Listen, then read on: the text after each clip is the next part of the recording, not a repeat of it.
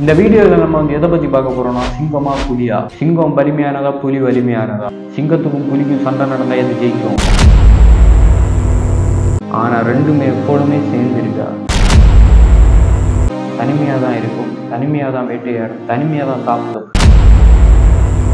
சந்தர்ப்ப சூழ்நிலையில் ஒரு புலியும் ஒரு சிங்கம். Hello guys, welcome back to our channel. நான் உங்கள் பேட்டரி வாங்க வீடியோக்குள்ள அடி போவேனா சார். நீங்கள் ரொம்ப நல்லா தடிக்கிறீங்க சார். உங்களோட சார் பொதுவாகவே சிங்கம் இருக்க இடத்துல புலி இருக்காது, புலி இருக்க இடத்துல சிங்கம் இருக்காதுன்னு சொல்லுவேன். அது ஏன்னு தெரியுமா? வாங்க பார்க்கலாம். சிங்கமும் புலியும் ரெண்டுமே பூனை இனத்தை சேர்ந்தது. சிங்கம் இந்தியாவில ஆப்பிரிக்காவில மட்டும்தான் சிங்கம் தென்படும். அதுவே நம்ம புலியை பார்த்தோம்னா ஆசியா கண்டத்துல தான் நிறைய வாழும் புலிகள். இயற்கையா இல்லாம கூண்டுக்குள்ள அடைச்சி வச்சு புலியும் சிங்கமும் நிறைய இடத்துல நம்ம பார்க்கலாம். ஆனா இயற்கையா பார்த்தீங்கன்னா ஆசியா கண்டத்துல புலியும் நிறைய இருக்கும், ஆப்பிரிக்காவில பார்த்தீங்கன்னா சிங்கம் நிறைய இருக்கும். ஆனா ரெண்டுமே எப்பொழுதுமே சேர்ந்து இருக்காது. காட்டுக்கு ராஜா சிங்கம் நம்ம சொல்லுவோம், ஆனா சிங்கம் காட்டிலேயே இருக்காது. கிராஸ்லேண்டுன்னு சொல்ற புல்வெளியில தான் சிங்கம் இருக்கும். அப்புறம் பிளெயினா கிடக்கிற இடத்துல தான் சிங்கம் இருக்கும். ஆனா புலியை பார்த்தீங்கன்னா புலி அதுக்கு நேர்மாதிரியான ஆப்போசிட். அது பார்த்தீங்கன்னா காட்டுக்குள்ள அடர்ந்த புதற்கடையில தான் புலிகள் இருக்கும். பதுங்கி இறைய வேட்டையாடி பிடிக்க. மலைகளிலேயும் இருக்கும் புலிகள். மலைக்கு இடையில இருக்கிய பயங்கரமான காட்டுக்கடையிலையும் பதுங்கி இருக்குமா. ஏன் அப்படி ரெண்டுமே வாழுதுன்னு பார்த்தீங்கன்னா, சிங்கம் ரிஸ்க் எடுத்து வேட்டையாடிய விலங்கு, ஆனால் புலி அப்படி இல்லை. அது பம்மி இருந்து பதுங்கி இருந்து பாய்ந்து தான் வேட்டையாட வேண்டும். அப்போ அது பம்மி பதுங்கி இருக்கணும்னா அதுக்கு காடு மாதிரியான இடம் தேவைப்படுது. அதனால தான் புலி புதர் மாதிரி இடத்த தேர்ந்தெடுக்குது.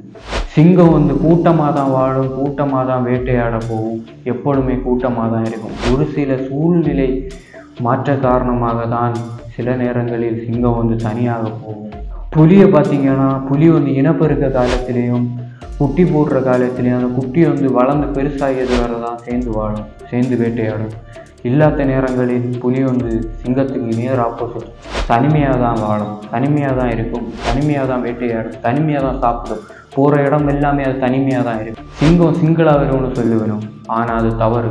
புலி தான் சிங்கிளாக வருவோம், சிங்கம் கூட்டமாக தான் வருது. சிங்கம் எத்தனை வருஷம் வரை உயிர் வாழும்னா, அது இயற்கையாட்டு காட்டுக்குள்ள அப்படியே இருந்துன்னா சிங்கம் 18 வயசு வரை உயிர் வாழும். அதுவே கூண்டுக்குள்ள அடைச்சி வச்சு மனிதன் பாதுகாத்துட்டு இருந்தாங்க, கண்ட்ரோல் எடுத்து வச்சிருந்தாங்க, 24 வயசு வரை அது உயிர் வாழும்.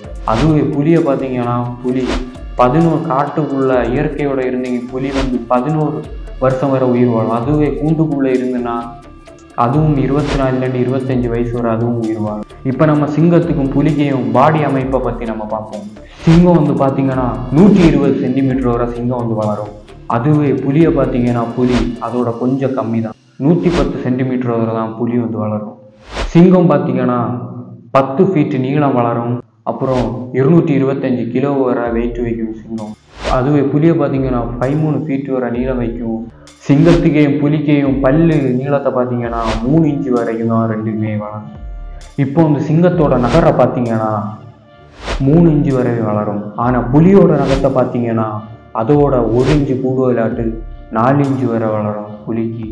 சிங்கத்துக்கும் புலிக்கும் பைட் ஃபோர்ஸ் எவ்வளோ இருக்குன்னு பார்த்தோம்னா ரெண்டுக்குமே சேமாக தான் இருக்குது.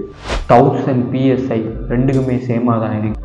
முன்னாடி ஒரு துலுக்கி நாட்டில் உள்ள ஒரு சந்தர்ப்ப சூழ்நிலையில் ஒரு புலியும் ஒரு சிங்கமும் சண்டை போட வேண்டிய நிலைமை விட்டது.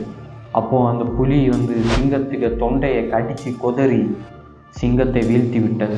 குரோம் நாட்டில் சண்டை போடுக்குன்னு ஒரு இடம் இருக்குது. அங்கே மனுஷனும் சண்டை போடுவோம், மனுஷனும் விலங்கும் சண்டை போடும். அது மாதிரி ஒரு நாள் சிங்கத்தையும் புலியையும் சண்டை போடுங்க எல்லாம் வச்சிருக்கு. அப்போ அங்கே மோஸ்ட் ஆஃப் த டைம் சிங்கத்தை புலி வீழ்த்திடுது. இதெல்லாம் வச்சு பார்க்கும்போது சிங்கத்தை புலி ஈஸியாக வீழ்த்திடும் என்ற ஒரு நிலைமைக்கு நம்ம வந்துடக்கூடாது. ஏன்னா இது எல்லாமே ஒரு கூண்டில் வளர்த்த சிங்கத்துக்கும் புலியிலே நடக்கிற சண்டை. அதுவும் காட்டில் நடக்கல, நாட்டில் நடக்குது. அதுதான் அதில் மெயினான ஒரு இது. காட்டில் இதே சண்டை நடந்தால் இயற்கை வேற மாதிரி இருக்கும், தீர்ப்பு வேற மாதிரி இருக்கும். அது நம்மளால் முடிவு பண்ண முடியாது. ஏன்னா பொதுவாகவே ஃபஸ்ட்டே சொன்ன மாதிரி தான் புலிகள் எல்லாம் தனியாக போய் தான் சண்டைக்கு போகும், ஆனால் சிங்கங்கள் சேர்ந்து போகும். ஒரு புலியால் ஒரு சிங்க கூட்டத்தை சமாளிக்க முடியுமா? கண்டிப்பாக முடியாது. குஜராத்தில் ஒரு காட்டில் ஒரு பக்கம் சிங்கமும் ஒரு பக்கம் புலியும் மட்டும் வாழ்ந்து வந்துட்டுருக்கு. அப்போது நாட்கள் போக போக கொஞ்ச காலங்கள் காவாக புலி இனமே அழிஞ்சு போயிருக்கு. அப்புறம் அங்கே சிங்கம் மட்டும்தான் இருந்தது. இதில் என்ன தெரியுது? புலியும் சிங்கமும் சேர்ந்து வாழ்ந்தால் புலி இனத்துக்கே ஆபத்து. மீண்டும் இன்னொரு வீடியோவில் பார்க்கலாம். நன்றி, வணக்கம்.